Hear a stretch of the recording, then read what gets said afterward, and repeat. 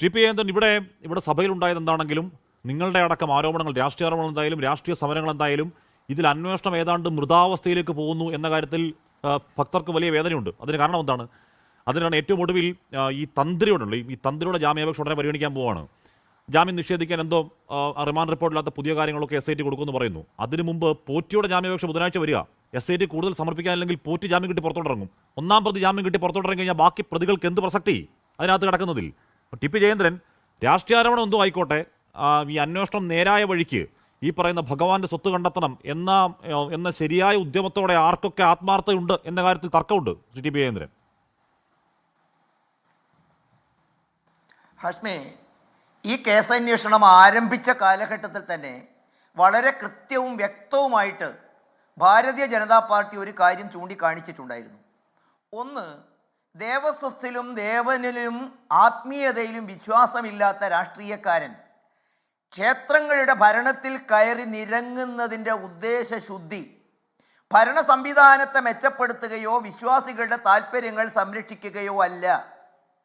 കേരളത്തിലെ ദേവസ്വം ബോർഡുകൾ ആര് ഭരിച്ച കാലത്തെടുത്ത് പരിശോധിച്ചാലും സംഘടിതവും രാഷ്ട്രീയവുമായ ഉദ്യോഗസ്ഥന്മാരും രാഷ്ട്രീയ നേതൃത്വവും ചേർന്നുള്ള കൊള്ളകളാണ് കേരളത്തിൽ വർഷങ്ങളായി നടന്നു പോന്നുകൊണ്ടിരിക്കുന്നത്. ആ തുടർച്ചയിൽ വളരെ കൃത്യമായ ഓരോ കാലഘട്ടത്തിലും ഹാഷ്മി നമ്മൾ ശ്രദ്ധിക്കണം, ഓരോ സമയത്തും വർഷങ്ങളായി കേരളത്തിലെ vigilance department, Devaswom vigilance department, എൻ്റെ അറിവിലും വിശ്വാസത്തിലും ഞാൻ പറയാം, ദേവസ്വം ബോർഡ് നടന്നുകൊണ്ടിരിക്കുന്ന കൊള്ളയും അഴിമതിയും കെടുകാര്യസ്ഥതയും മോഷണവും കൃത്യമായി ബന്ധപ്പെട്ട വകുപ്പ് ഉദ്യോഗസ്ഥന്മാരെയും അതുവഴി ദേവസ്വം മന്ത്രിയെയും അറിയിച്ചിട്ടുണ്ട്. വർഷങ്ങളായി തുടരുന്നതാണ്. ഈ കേസ് അന്വേഷണം ആരംഭിച്ചപ്പോൾ നമ്മൾ പറഞ്ഞു, ഇത് ഏതാനും ആഴ്ചകൾ കഴിയുമ്പോൾ സ്വാഭാവികമായ മരണം, നാച്ചുറൽ ഡെത്ത് ഇതിനകത്ത് വരാൻ വേണ്ടി പോവുകയാണ്. ഇത് നേരായ ദിശയിലല്ല പോകുന്നത് എന്ന് CPM പ്രതിനിധി പറഞ്ഞതുപോലെയാണോ സംഭവിച്ചത്? ഒരുപക്ഷെ ദേവസ്വം ബോർഡ് അല്ലെങ്കിൽ കോടതിയുടെ ആ സെക്ഷൻ അവർ കണ്ടുപിടിച്ചിട്ടുണ്ടാവില്ല, അവർ പറഞ്ഞിട്ടുണ്ടാവില്ല.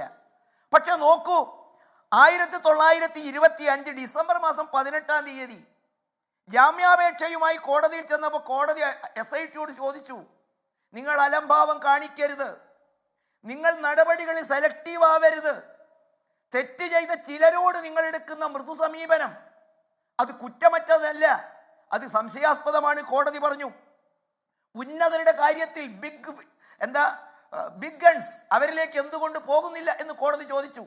വീണ്ടും ഹാഷ്മി, ഈ വർഷം 2026 ജനുവരി 27-ന് ജസ്റ്റിസ് ബദറുദ്ദീൻ വളരെ കൃത്യമായിട്ട് പറഞ്ഞു, ഇത് എന്താണ് സംഭവിച്ചുകൊണ്ടിരിക്കുന്നത്. 90 ദിവസം കുറ്റപത്രം സമർപ്പിക്കാതെ ഉഴപ്പുന്നത് ഗുരുതരമായ സാഹചര്യമാണ്, അന്വേഷണത്തിന്റെ വിശ്വാസ്യതയെ ബാധിക്കും. നമ്മൾ നേരത്തെ ഒരുപാട് ചർച്ച ചെയ്താണ് ഈ കാര്യങ്ങളൊക്കെ. പക്ഷേ പ്രതിപക്ഷം ആരോപിക്കും പോലെ അങ്ങനെ SIT മന്ദിച്ചു പോകാനുള്ള കാരണത്തിൽ അത് മുഖ്യമന്ത്രി ഇടപെടലെന്ന പ്രതിപക്ഷത്തിന് ആരോപണം പോലെ ആരോപണം BJPക്ക് ഉണ്ടോ? മുഖ്യമന്ത്രി ഓഫീസിന് ഇടപെടൽ അല്ല, SITയുടെ പരിമിതി ഹാഷ്മി നമ്മൾ എന്തൊക്കെ ബാധിച്ചാലും നമുക്കറിയാമല്ലോ. സംസ്ഥാന ആഭ്യന്തര വകുപ്പിന്റെ കീഴിലുള്ള ഒരു ഏജൻസി സംസ്ഥാന വകുപ്പുകൾക്കെതിരായിട്ടും മന്ത്രിയുടെയും സംശയിക്കപ്പെടുന്ന ഒരു കേസ് അന്വേഷണത്തിൽ എത്രമാത്രം ആത്മാർത്ഥതയോടെയും നിഷ്പക്ഷവുമായിട്ട് നമുക്ക് ചെയ്യാൻ സാധിക്കും? സമ്മർദ്ദമില്ലാതെ എത്ര മുന്നോട്ട് പോകാൻ സാധിക്കും? വളരെ കൃത്യമല്ലേ ഹാഷ്മി? മാത്രമല്ല ഒരു കാര്യം കൂടി ഹാഷ്മി, നമ്മൾ ഇപ്പോൾ ഈ രാഷ്ട്രീയപരമായുള്ള സംഘർഷത്തിനപ്പുറത്തേക്ക് ആത്മാർത്ഥമായി കോൺഗ്രസ് ആവശ്യപ്പെടുമോ? പാത്രം കൊള്ള ഉൾപ്പെടെ VS ശിവകുമാറിന്റെ കാലഘട്ടത്തിൽ നടന്ന പാത്രം കൊള്ള, അടുക്കള പാത്രം കൊള്ള, 1,08,00,000 കൊള്ള ഉൾപ്പെടെ കഴിഞ്ഞ 10-30 വർഷം ദേവസ്വം ബോർഡിൽ ഈ രണ്ട് കൂട്ടരും നടത്തിയ കൊള്ളയെക്കുറിച്ച് അന്വേഷിക്കണമെന്ന് പറയുമോ? ഇവ രണ്ടു കൂട്ടം ഒരു കാര്യം സമ്മതിക്കുമോ ഹാഷ്മി? കേരളത്തിലെ ദേവസ്വം ബോർഡിന്റെ ആവശ്യമുണ്ടോ?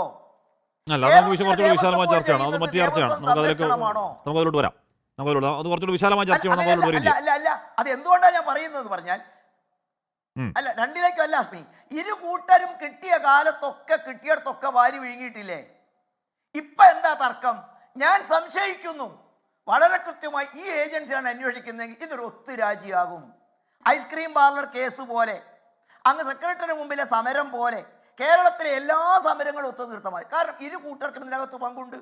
കൊണ്ടുപോയവനും കൊല്ലിച്ചവനും കൂടെ നിന്നവനും സംരക്ഷിച്ചവനും കല്യാണത്തിന് പോയവനും ഗിഫ്റ്റ് കൈപ്പറ്റിയവനും കൂടെ ചേർന്നവനും ഉത്തരം പറയാനാവുന്നില്ല ഹാഷ്മി. ഞങ്ങൾ ഒരു കാര്യം, ഞങ്ങൾ ഇന്ന കാര്യമാണ് ഞങ്ങൾ തമ്മിലുള്ള ബന്ധം, ഇന്ന കാര്യത്തിനാണ് ഞങ്ങൾ ഈ കൊള്ളക്കാരനെ കൂടെ കൂട്ടിയത് എന്ന് ഇതുവരെ പൊതുസമൂഹത്തിന് മുന്നിൽ തിരിച്ചു പറയാൻ കോൺഗ്രസ്സുകാർക്ക് സാധിച്ചിട്ടില്ലല്ലോ. ലോകത്തെവിടെയായാലും ഏത് സമയത്തും 24 വാർത്തകളും ഓഗ്മെന്റഡ് റിയാലിറ്റി പാക്കേജുകളും എക്സ്പ്ലെയിനറുകളും വിശദമായി കാണാൻ ഞങ്ങളുടെ യൂട്യൂബ് ചാനൽ നിങ്ങൾക്ക് സബ്സ്ക്രൈബ് ചെയ്യാം.